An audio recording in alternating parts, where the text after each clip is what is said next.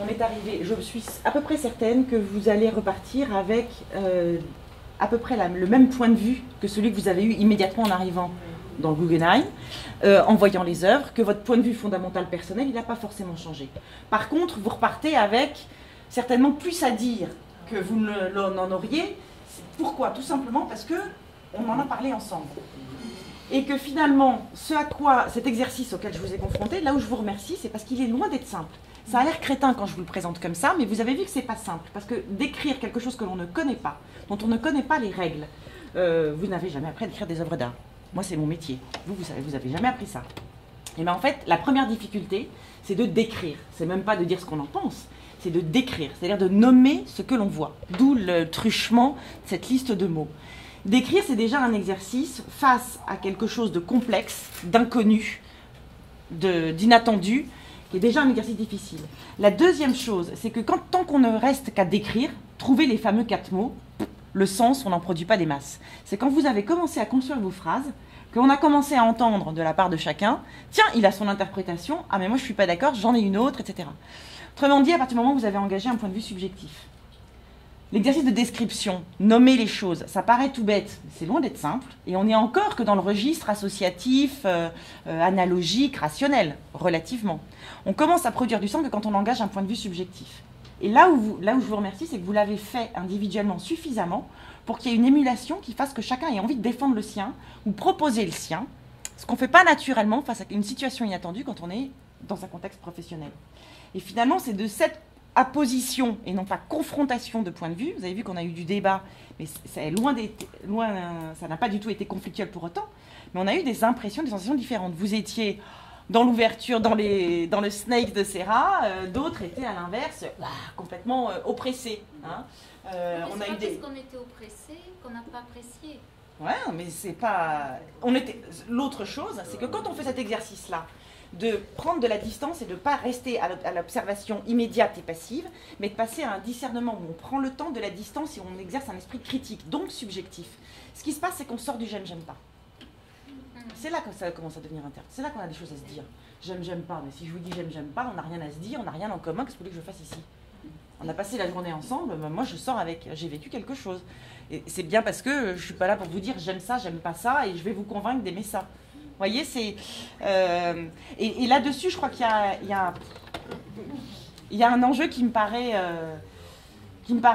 important dans la manière dont on peut, face à des situations inédites, face à des situations complexes, face à des situations qu'on ne connaît pas, et face auxquelles on est démuni d'outils. Il y a ce travail d'exercice critique uniquement d'observation, il est d'autant plus riche qu'il se fait en collectif. Tout seul, on ne peut pas. Vous avez tous des références qui auraient pu, de la cathédrale, de ci, de ça, qui vous permettent de faire une thèse entière sur Franck Gehry. Mais tout seul, ce ne sera pas passionnant. Ça ne va pas vous inspirer indéfiniment. À plusieurs, on a vu plein d'autres choses. Et moi, je vous assure que ce n'est pas de la flagornerie. J'ai appris et j'ai découvert des choses et j'ai vu des choses des artistes aujourd'hui, là, que je n'avais pas vues. Voilà. Donc, et ça, moi, ça me fait du bien parce que ça me nourrit. Je vous dis pas que mais ça produit du sens, ça me nourrit, ça enrichit les choses. Et pourtant, ça change pas mon point de vue premier, mon point de vue initial. Mais il y a une différence entre...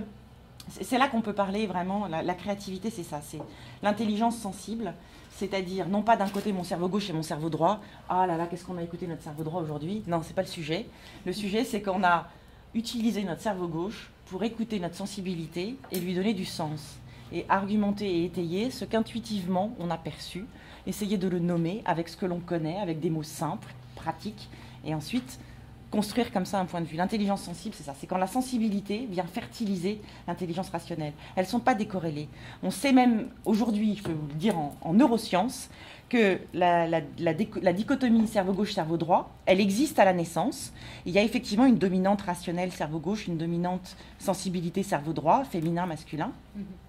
Mais la manière dont ensuite le cerveau, vous savez qu'on est en prématuré, on est le seul primate, le seul animal qui naît prématuré, c'est-à-dire un cerveau sous-développé à la naissance. Parce que s'il était développé à son maximal de potentiel, il ne passerait pas par le bassin des femmes. C'est aussi bête que ça. Donc autrement dit, cerveau gauche, cerveau droit, oui, c'est vrai, dans les premiers mois à la naissance, il y a une différence de réceptivité, d'un côté plus de rationnel, de l'autre plus d'émotionnel.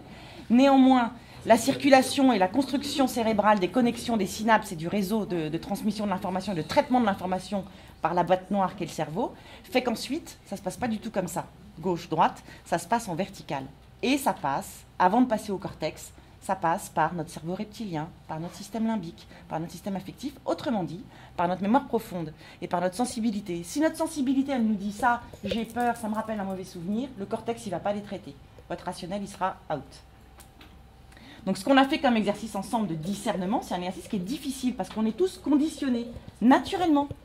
C'est ce qui nous protège, c'est ce qui fait qu'on ne va pas voir, on ne va pas chercher systématiquement ce qui ne nous fait pas plaisir. Il faudrait quand même être maso, malade, névrosé, grave. En revanche, évidemment, du coup, le discernement s'enrichit et s'élargit. On ouvre son regard quand on écoute le point de vue que peut aller voir quelqu'un d'autre, peut assumer et porter quelqu'un d'autre.